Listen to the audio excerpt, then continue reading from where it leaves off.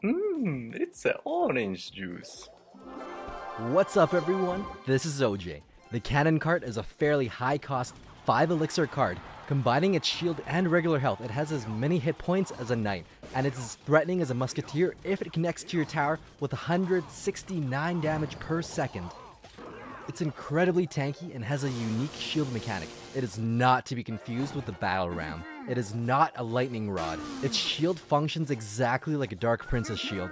Once that shield pops off, the lightning stops targeting the cannon cart. Overall, it's very resilient to spells. A fireball isn't enough to take off the shield, but it's still considered a smaller unit, so fireball and bowler will be able to knock it back. While it's rolling, hog, balloon, battle ram, golems, and the giant won't target the cannon cart. But once the wheels pop off, it turns into a building, and that's when those units will start targeting it. In building form, it has a shorter lifetimer compared to other buildings. Untouched, it'll last exactly 20 seconds. Since its first stage does not attract ground troops, it is not a direct substitute for a regular cannon. Turns out the golems will ignore it since it has wheels. Can you heal a cannon cart? Yes, but only if it's in its first stage and still has its wheels. It's still considered a regular unit in this form. Once those wheels pop off, it's classified as a building and heal spell will not work on it. On the same note, you can clone it while it's rolling, and the clone will have a shield as well, effectively making it the only building in the game that you're able to clone.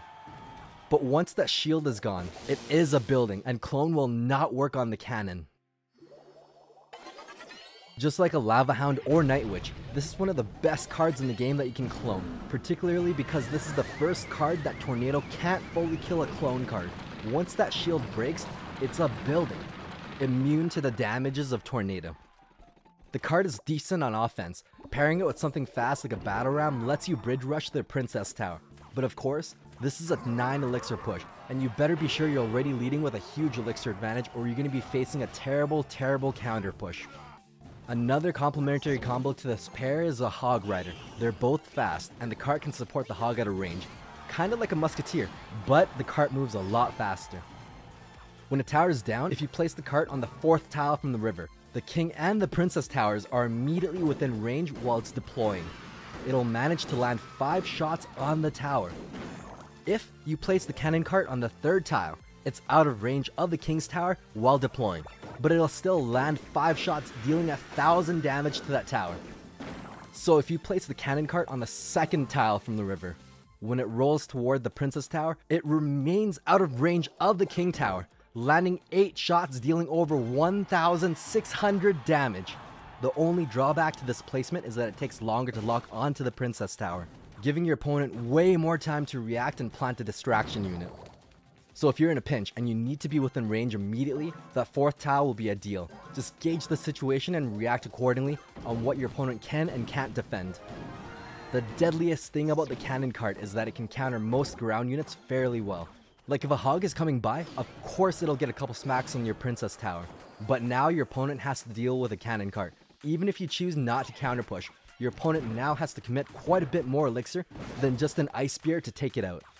It deals over 200 damage per attack. This means it takes out the Ice Spirit in 1 shot. So unlike a Musketeer, Executioner, or a Baby Dragon, the Ice Spirit does not stop the cannon at all.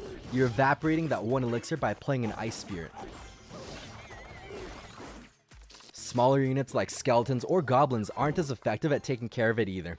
It's essentially a ranged knight that can one-shot goblins, so you can't kite it. It may share the same DPS as a Musketeer, but it's got twice the health. Even a goblin gang has trouble countering it, barely stopping it, and usually these guys are pretty effective at taking care of most non-splashing ground units. My point is that your disposable swarm cards aren't going to be as effective against the cart. Just like a musketeer, it can prevent most of the damage from a goblin barrel. They'll only get 2 stabs on your tower. The cannon shoots pretty fast. You generally have to commit at least a 3 elixir knight just to counter this card. With its fast 1.2 second attack speed, it's very good on defense. It can 2-shot archers, princess, dark goblin, or the bomber. It's kinda like a more expensive musketeer that only attacks ground. If you compare the musketeer to guards, she 3-shots each guard, but the cannon cart kills each guard in 2 shots. Guards are a decent counter, but are not super effective, since the card is one of the few troops to be able to one-shot the shields. It can tank a bandit, take it out, and counterattack. Essentially, this is a net of a 2 elixir counter push. It'll still have the shield and land at least 3 shots on your opponent's princess tower if they ignore it. One unique way of countering it is to disarm the shield on your opponent's side.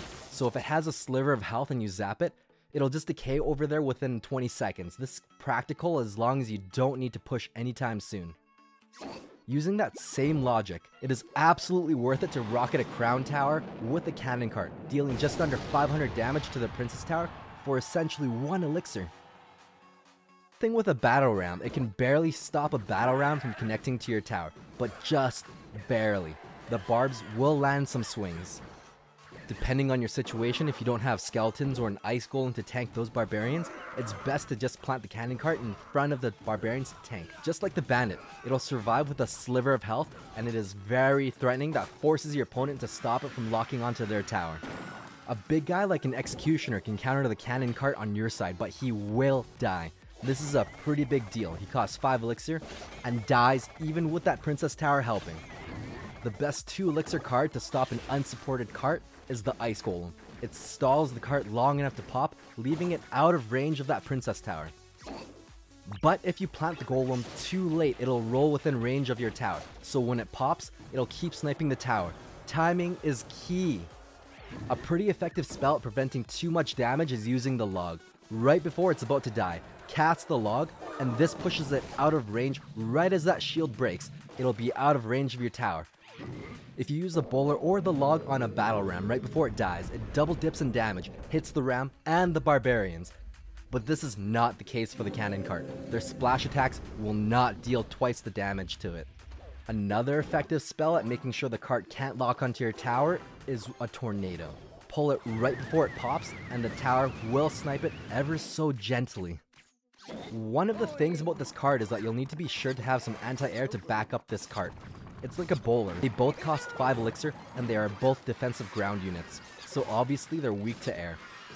The key difference is that the bowler moves and attacks much slower compared to a cannon cart, so even a minion horde can't stop the cannon cart from locking onto your tower, unless you have something like skeletons or ice golem to distract the cart. One of the scary things about this card is that half of its health is in its shield. This means against the mini P.E.K.K.A, it's crazy tanky because of the rounding interactions, so it'll just survive with a bit of health on the mini P.E.K.K.A twice. You can easily counter this card with Skeleton Army. There are just way too many dudes for it to shoot fast enough. Therefore, a pretty good card to pack with the cannon cart is a poison spell.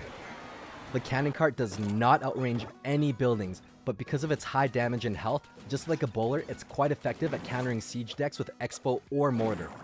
Against an Inferno Tower or Dragon, the Inferno will keep burning, just like any other shield unit. It's not safe from that fire laser thingy. Alright, so I'm going to show you guys a replay of me versus my clanmate. It's basically the P.E.K.K.A deck with Night Witch, Electro Wizard, Battle Ram, and Baby Dragon with Elixir Pump. But instead of the P.E.K.K.A, I use the Cannon Cart instead, just because it offers kind of a DPS. It's kind of like a tank as well. So we'll see how that goes. Starting off in the back, I'm going with a Night Witch. He's going in with a Bandit. We'll see what connects next. It might be a good opportunity. He poisoned up, so I will be using the pump right now. Waiting till 10 elixir. There's the pump. The Night Witch is going to take care of that Bandit, but I got a little scared, so I did use the Battle Ram to tank it. It was a bit of a costly trade for me, but at least I do have the pump. Right now, I just need to focus on defending. The Mega Minion takes care of the Battle Ram and everything, so I only have the Baby Dragon and possibly the Fireball to take care of that Mega Minion. It does take care of the Mega Minion, but now I need to worry about that Inferno Dragon. I could zap it, but it would be more value for me to use the Electro Wizard instead. There it is, Electro Wizard spawn zap, takes care of everything. That Giant did do a lot of damage to my tower, but that's okay, I do have an Elixir Pump. It's not double Elixir yet, we'll see how that goes. He logged my Electro Wizard, but it did deal 1 hit on the tower. I haven't used the cannon cart yet. Let's see if I can make that useful. I pumped up again. 2 elixir pumps, 45 seconds, double elixir time. The Night Witch is in the back. Looks like I'm going to be selecting the cannon cart to defend against Night Witch. It's 5 elixir for 4, so this might not be too good of a trade. He poisons my tower, takes on my pump, and I do use the Baby Dragon just so it takes care of the bat. And the cannon cart does live with a sliver of health, but not for long because that Mega Minion takes care of it. But it's serving as a really good tank. tanking 3 shots for my baby dragon. We still haven't seen too much action from the cannon cart yet. Baby dragon locks onto that night witch, and I didn't need to fireball. That was a very, very bad trade. The baby dragon did take care of the night witch, so not too bad. I will be pumping up again. Double elixir times coming in very soon. I'm gonna put in a night witch in the very back after this, or depending on what my opponent does. He poisons my pump, but that's okay because it won't take it out completely, so I'll still have 2 pumps on the map with full elixir.